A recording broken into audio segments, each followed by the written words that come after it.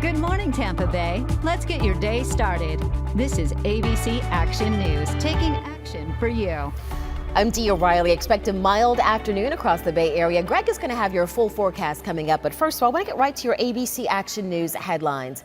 A vandal who keeps dumping nails in the road in Riverview has struck again. We first told you about this back in December of 2018. A viewer sent us pictures showing nails that were dumped just last week near Hanaway Drive. Those nails, as you can imagine, are damaging tires and forcing neighbors to pay hundreds in repairs. If you know who's doing this, call the Hillsborough County Sheriff's Office. Firefighters are trying to figure out what started an overnight fire at a golf course in St. Leo. Deputies were searching for a suspect on an unrelated call when they spotted flames coming from the main building at the Abbey Golf Course. Crews did manage to contain the flames to the back of the building, but we're told that there's still extensive damage out there. Local school districts are trying to get students to understand how the 2020 census is going to impact them. The Census Bureau is launching programs to help teachers incorporate age-appropriate census data and lessons into their curriculum. So look for this. Your kids might come home with letters reminding you about the census count.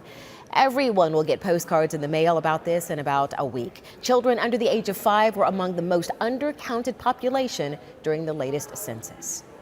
You know, if you have a kid in kindergarten right now and they don't get counted, they're going to be in high school in 10 years.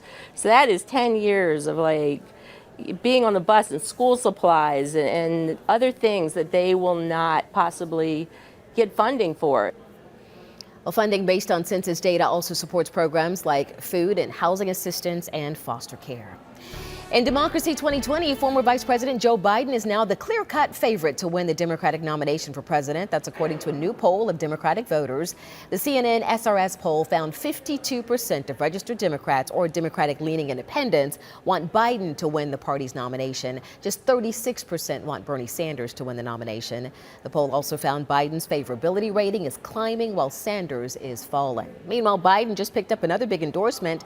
Former presidential candidate Senator Cory Booker tweeted his support for Joe Biden to get the nomination.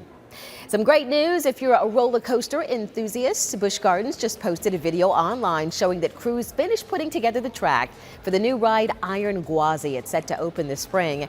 And when it does, it'll take you on a 200-foot climb. That's followed by a 91-degree drop. It will be North America's tallest hybrid coaster, the fastest and steepest hybrid coaster in the world. You know, 2 people who won't be on it, Greg D and me. Not doing that drop. Way too high for me. Hello, everybody. But if you are heading out to Busch Gardens today, the weather looks fantastic. Temperatures in the 70s. Bring the sunscreen. They'll be cooling down slowly through the 70s as we go into the afternoon. Now, just like over the course of the weekend, the wind is going to be back with us, and it will be strong.